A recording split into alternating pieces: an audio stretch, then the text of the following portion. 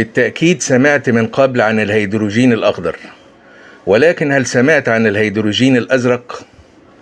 لا تتعجب، نعم هناك هيدروجين أزرق، إنه مصدر جديد ومهم للطاقة المتجددة والنظيفة تمتلكه الجزائر، وتتوجه لتوسيع الاستثمار فيه، ليس فقط من أجل جذب مزيد من العملات الحرة ومن ثم زيادة نمو الاقتصاد الجزائري، ولكن أيضا لتحقيق رؤية الدولة الجزائرية والتطبيق على أرض الواقع لخططها الاستراتيجية نحو تنويع مصادر الدخل القومي وإنهاء الاعتماد على المحروقات الأحفورية كمصدر رئيس للاقتصاد.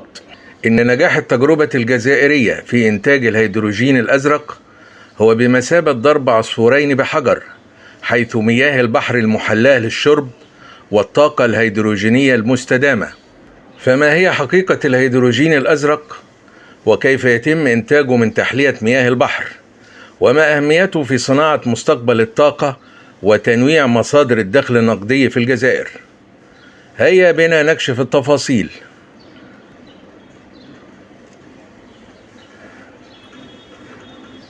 أهلا بكم وكل التحية لحضرتكم. في الوقت الحاضر تمتلك الجزائر 14 محطة لتحلية مياه البحر بسعة 3.72 مليون متر مكعب في اليوم، أي ما يعادل 1.3 مليار متر مكعب سنويا. ومن أهم وأكبر هذه المحطات محطة إرزيو في وهران، ومحطة الحامة شمال العاصمة الجزائر، ومحطة بني صاف في عين تيموشنت، وهنين في تلمسان، وتنس في الشلف. وتصنف محطة مقطع في ولاية وهران باعتبارها المحطة الأكبر على الإطلاق، حيث تنتج يوميا نحو 500,000 متر مكعب من المياه المحلاة. وكانت الحكومة الجزائرية قد أعلنت أنها تشيد حاليا 5 محطات جديدة ستدخل الخدمة بنهاية العام الحالي، هي محطة فوكا 2 في تيبازة، ومحطة كاب جنات 2 في بومرداس، ومحطات بجاية والطارف والرأس الأبيض، بطاقة إنتاجية تصل إلى 300 ألف متر مكعب يوميا لكل واحدة من هذه المحطات. وثمة مخطط لتشييد المزيد من المحطات خلال السنوات ال5 القادمة تحت إشراف المؤسسة الجزائرية للطاقة، وهي إحدى المؤسسات التابعة لسوناتراك. وبحسب السيد سفيان زعميش مدير قطاع التطوير في مجمع سوناتراك للطاقة، فإن هذا النوع الجديد من طاقة الهيدروجين سوف يتم إنتاجه في محطات تحلية مياه البحر وفقا لمبدأ التحليل الكهربائي الذي يركز على فصل الأكسجين عن الهيدروجين في الماء، مع ضرورة الإشارة إلى أن الوقود الهيدروجيني المنتج سيتم استرجاعه وحفظه على هيئة غاز لاستخدامه في إنتاج الطاقة الكهربائية.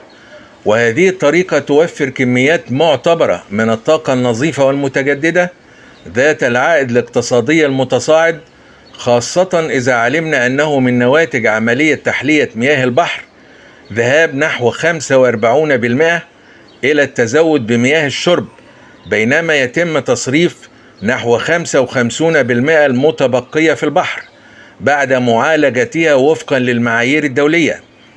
وتعد التجربة الجزائرية في إنتاج الهيدروجين الأزرق عبر تحلية مياه البحر من التجارب العالمية القليلة التي تحظى باهتمام كبير في دوائر الاقتصاد الطاقوي بالاتحاد الأوروبي، فهي تتقدم بخطوات ملموسة في إطار خطة إنتاجية متدرجة تصل ذروتها في العام 2040 للميلاد.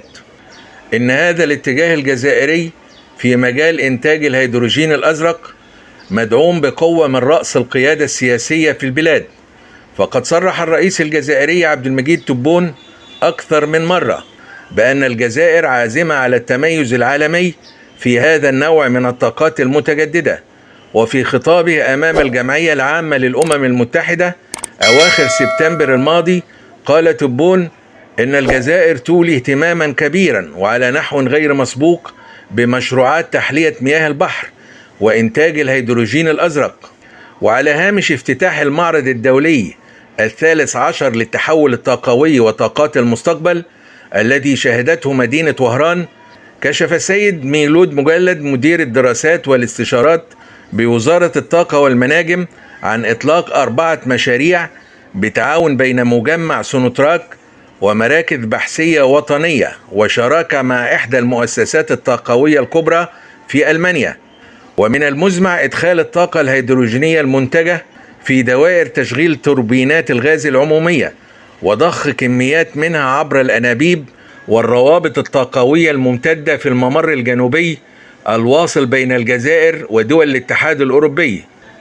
هنيئا للجزائريين بمثل هكذا مشروعات طاقوية لا تحقق دعما لنمو الاقتصاد الجزائري المتصاعد والانعتاق من قبضة ريع المحروقات وكفى، بل وأيضا تساهم في الحد من بصمة الكربون وإنتاج طاقة نظيفة ومتجددة أكثر تصالحا مع سلامة البيئة وصحة الإنسان. نرحب بتعليقات مشاهدينا الكرام، ونأمل أن تتسم التعليقات بالآراء الجادة التي تحظى منا بكل تقدير واحترام، ولا تنسوا الدعم والاشتراك في القناة.